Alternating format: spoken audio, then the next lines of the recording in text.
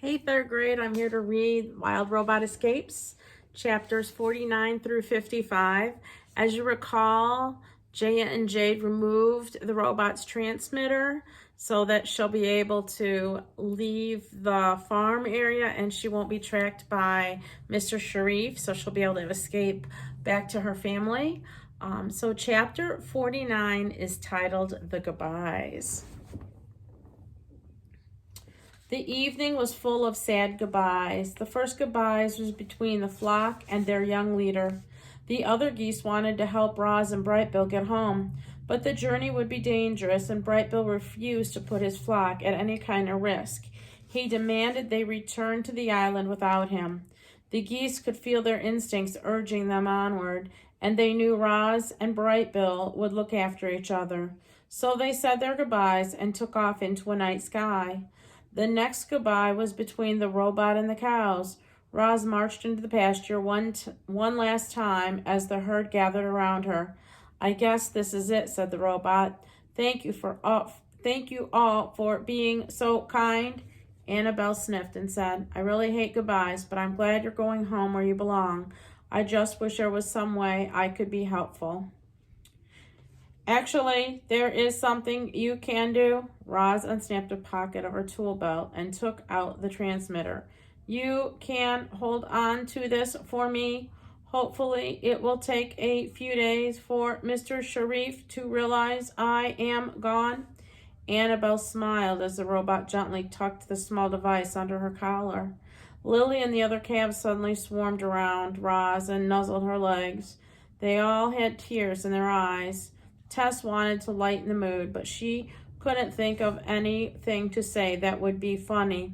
The other cows called out to their friend, "We'll miss you, Roz. Get home safely. Don't forget about us." Roz waved to her herd. She said a silent goodbye to all the farm machines parked in the shed, and then she followed the driveway out to the fields with Brightbill on her shoulder and the children at her side. The last goodbye was for sure the hardest of all. Everyone was quiet as they walked through the silvery moonlit, past rows and rows of sprouting crops and out to the farthest corner of the farthest field. Roz turned and faced Jade and Jaya. She looked past them, back to the distant lights of the farm buildings.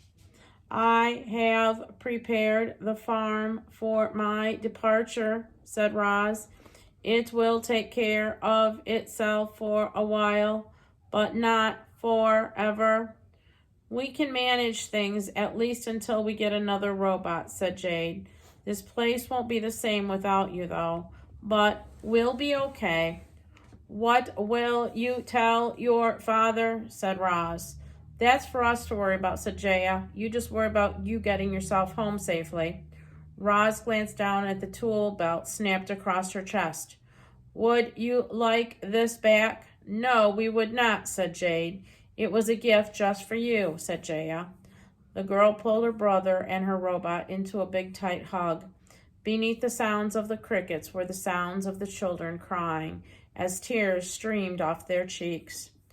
"How will we know you've made it home?" said Jade. "We need to know how your story ends," said Jaya. The robot muttered some animal words to her son and then said to the children, "If a goose ever visits this farm and presents you with a feather, you will know that I am home." The children smiled through their tears and waited for their friends to leave, but the robot didn't move. More than anything, Roz wanted to go home, and yet she was conflicted. She cared about this family very much, and this farm, and now she was abandoning them. The robot lurched forward, then backward, again and again, as her computer brain struggled with all of these thoughts and feelings. Finally, the children gave her a gentle push she needed. "Roz, we order you to run away." And the robot did as she was told. The Free Robot, Chapter 50. As long as Roz was free, long last, Roz was free. But as she ran away from Hilltop Farm, she didn't feel free. She felt something more like fear. She feared being seen and captured and destroyed. She feared for her son's safety. So Roz camouflaged herself. She avoided the fields and kept to the trees, and with Bright Bill as her guide, she carefully crept north through the farm country. The wild robot's long journey home had finally begun. Chapter 51, The Airship. The sun was up, and our friends were on the move. They were traveling quickly and quietly along a narrow strip of forest that cut between vast crops of fields. If not for that nagging fear of being spotted, it would have been a very pleasant hike. Wind whispered through the leaves, insects hummed and chirped, farm machines rumbled in the distance, and then there came a new sound, a buzzing sound. Our friends hid in the underbush as an airship rose up from the horizon ahead of them. It was a sleek white triangle, flying low and fast. Roz adjusted her vision and saw familiar robots gazing out the front window. Recco 1, Recco 2, Recco 3 had been destroyed back on the island. Perhaps these were robots Recco 4, Recco 5, Recco 6.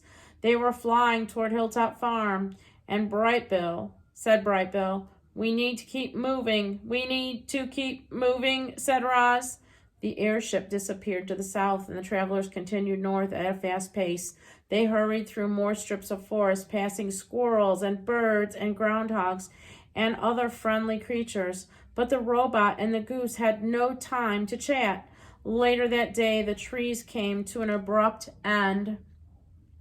Roz and Bright Bill stood at the forest edge and faced an ocean of wheat.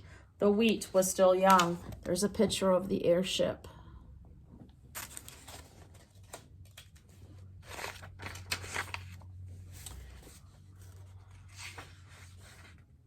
The wheat was still young and green.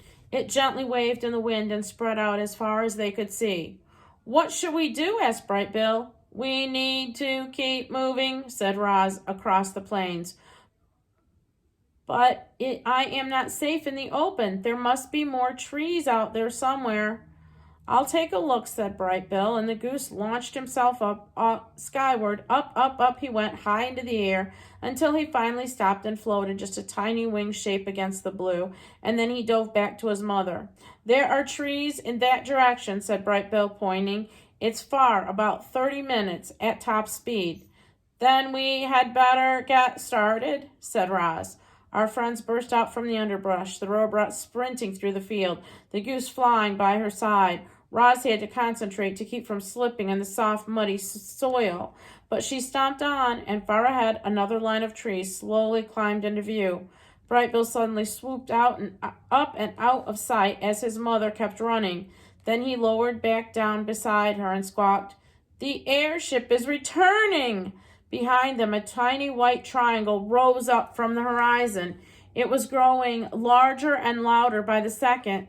If Roz was seen, her newfound freedom and her life would be over. She couldn't take any chances.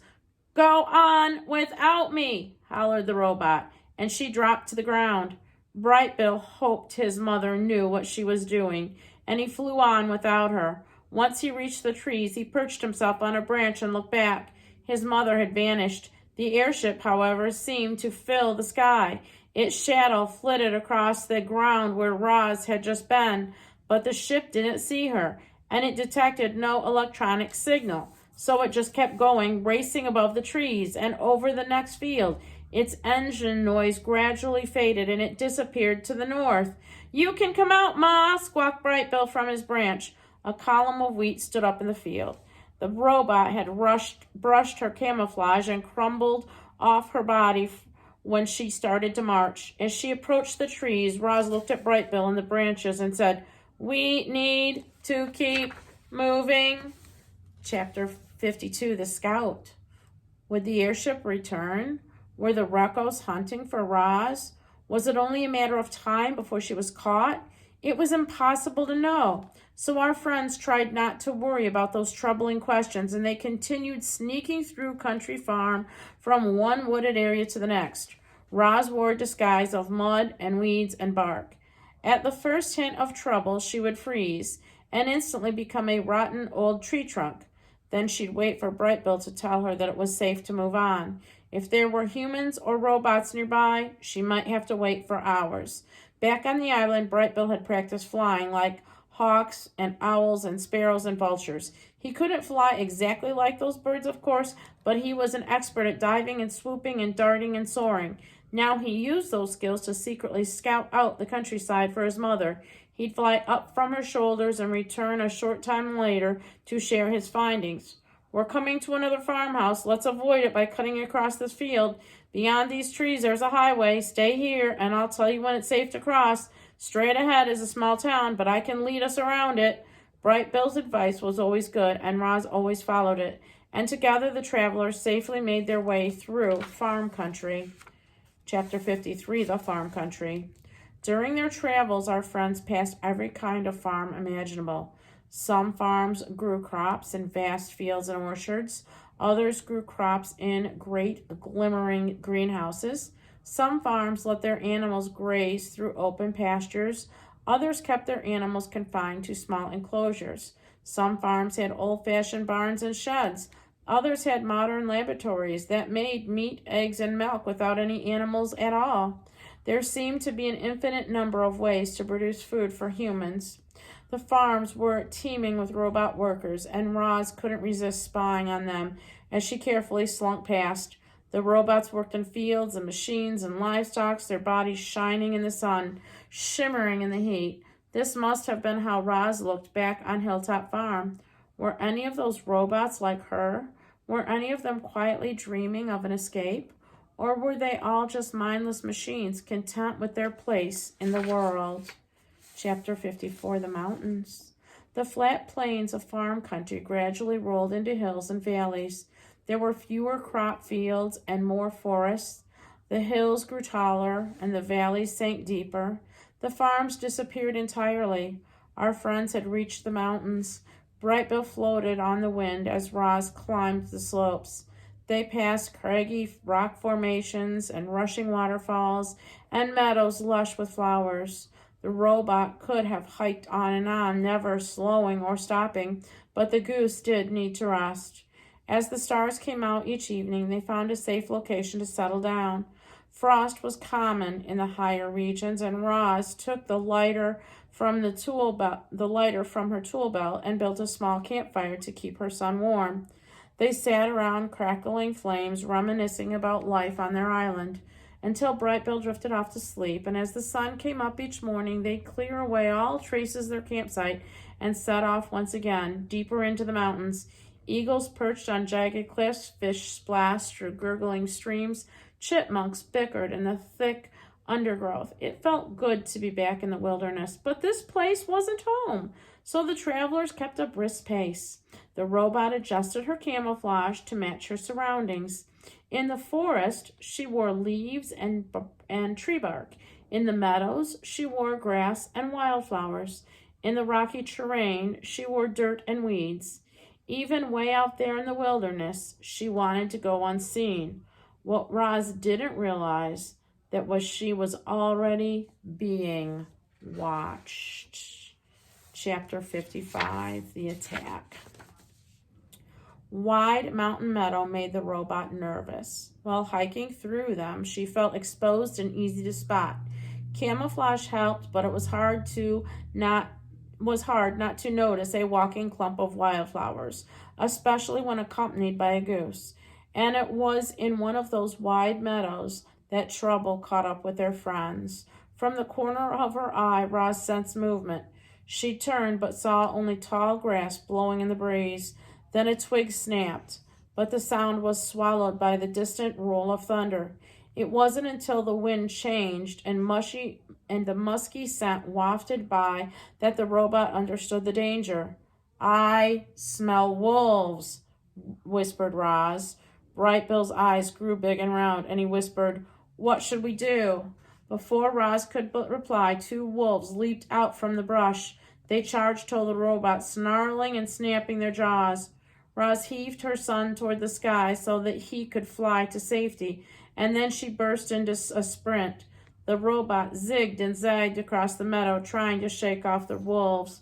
But when she dashed through a patch of soft ground, she slipped and toppled to the grass. The wolves quickly surrounded their prey, heads low, ears drawn back, deep growls rumbling through their teeth. Remember us, Roz, said the huge male with the scar. Hello again, said the robot, slowly getting to her feet. And I believe your name is Barb. You have a good memory, said the female wolf.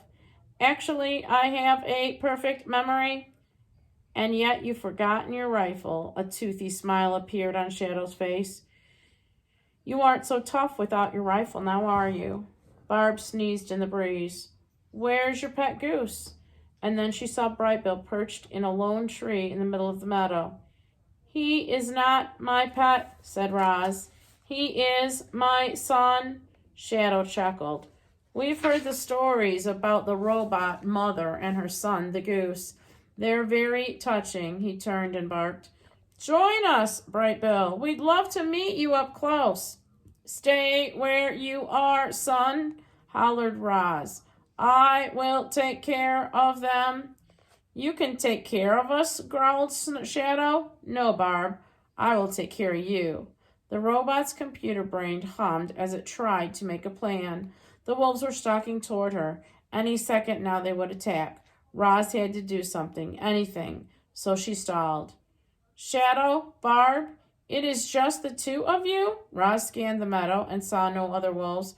Where is the rest of your pack? Well, that was the wrong question to ask because the fur on Shadow's back stood up and he snarled. This is my pack. Then the wolves pounced, but Roz wasn't there. With all her strength in her legs, the robot launched herself up and away, and now she was soaring through the air in a long, graceful arc. Once her feet stomped back to the ground, she launched herself up and away again. With giant arching strides, the robot bounded across the meadow in the direction of her son. There she is running. Here they are. And then here she is launching herself. At first, the wolves were baffled by the robot's strange escape, but they were expert hunters. They raced after her, studying her closely, watching where she landed, and when Roz made her final leap toward Brightbill's tree, a heavy paw knocked her off balance. She stumbled through the air and slammed against the trunk. Leaves shook loose. Dead branches crashed down, but the robot held tight to the tree. Are you okay, Ma? Said the goose as he fluttered to his mother's side. Just some light scrapes, said the robot, and she pulled herself onto a sturdy branch. Below the tree, the wolves were howling with laughter. Nice try, Roz, said Shadow, but you can't outrun us. Wolves are built for chasing. You are wasting your time, said the robot. You cannot eat me. You will never catch my son. You still don't get it, Roz, growled the wolf. I'm not hunting you for food. I'm hunting you for revenge. Revenge is to get even or get back at someone. Hope you're enjoying our story. I love y'all. Have a great day. Bye-bye.